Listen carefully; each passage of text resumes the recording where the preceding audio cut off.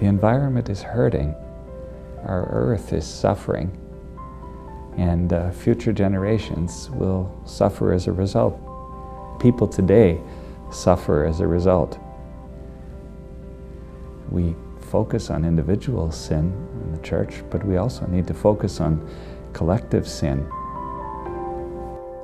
We do a great deal of harm to future generations. I look at my grandchildren, I look at the problems that they have, you know. I mean, there's pollution everywhere. Foods don't just show up in the grocery store. You don't know what its story was, where it came from, and who knows how long ago it was picked. You have no idea what chemicals have been used to produce it and what kind of life the producer has, who put the time and energy into it. Our current food system is a myth. If we had a major breakdown in transportation or borders today, we could only feed ourselves as a nation for 2 to 3 weeks. We're looking at the possibility of ecocide. Well, is there anything more urgent? I don't think so. Anybody who's got a faith relationship with God and with creation has to speak to those issues. Those are the moral issues of today.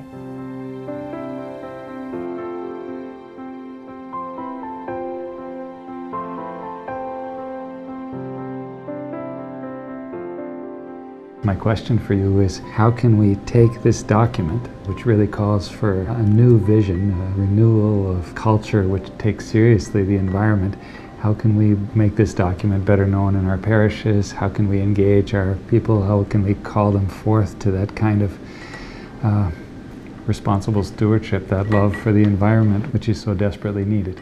So the first of the themes is that human beings are created in the image. The Justice and Peace Commission was asked by the plenary of the Canadian bishops to produce a document on the environment, and we felt that it was useful to highlight in that document the recent statements of successive popes who have expressed a strong commitment towards the environment.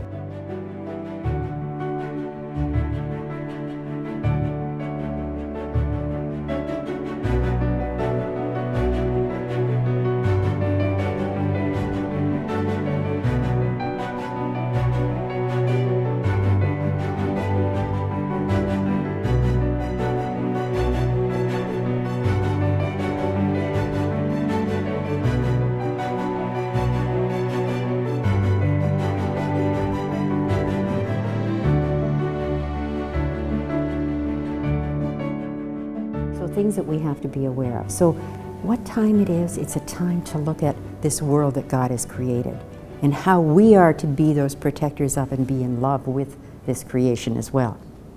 And the recent document that came from our Canadian Conference of Bishops, they've got 8 points in theirs. And it doesn't... John Paul II, 1990 article that he wrote on peace and care of creation. Pope Benedict was actually called the Green Pope, because he has put out the 10 Commandments in terms of ecology. Pope Francis himself talking about us being the protectors of creation. So, you know, they've all done the pieces there. The connecting, the bridging from what's being written to the people who need to hear it, there's some gap there. In light of the Earth Charter, well, that was produced in 1996. We're very grateful for this body of papal teaching, and we hope that it becomes better known. And it's time for us as individual Catholics and as communities to come up to the plate and to really face these issues courageously and to be ready to take action. So part of what we're interested in is what drew you to study here at this time, and where do you want to take it? Working on my master's thesis, and I came to the conviction that we cannot talk about social justice in isolation from ecological justice. And that will help me to articulate a position for the Catholic Church in Nigeria on issues of ecological justice. Yeah, well, you're that. How do we bring theology and ecology together? And how do we bring theology and ecology into dialogue with politics, with economics, with social structures, with healthcare, etc. If you're willing to do that, then the Elliott Allen Institute for Theology and Ecology is an excellent place for you to study.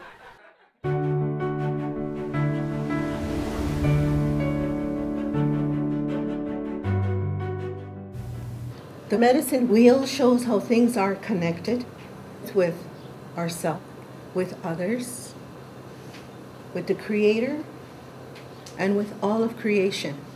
So in that medicine wheel there... As I went more into social Catholic teaching, and I got more deeply into First Nations spirituality, and then I began to learn that we are actually walking in relationship with creation. It's about, we're related to everything in creation. What is our relationship with this earth? We have a unique concept of land ownership which can be brought to bear, and it has everything to do with the concept of sharing and equivalency, if you will.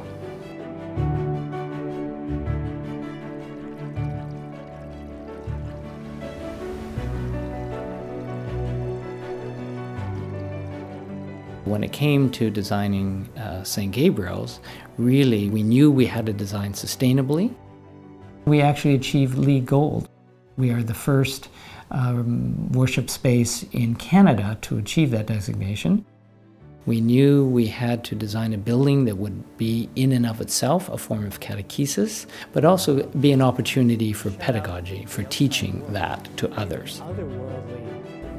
One simple thing we can do is attend to the prophetic voices in our own communities who are looking to the environment and its needs, who have engaged in rigorous study, who have over the long haul expressed deep concerns about environmental changes, and who show us some of the small steps which can be taken in our area, in our parishes, which help us to move in a direction towards a cultural renewal which will allow us to live in a new way in relation to the environment.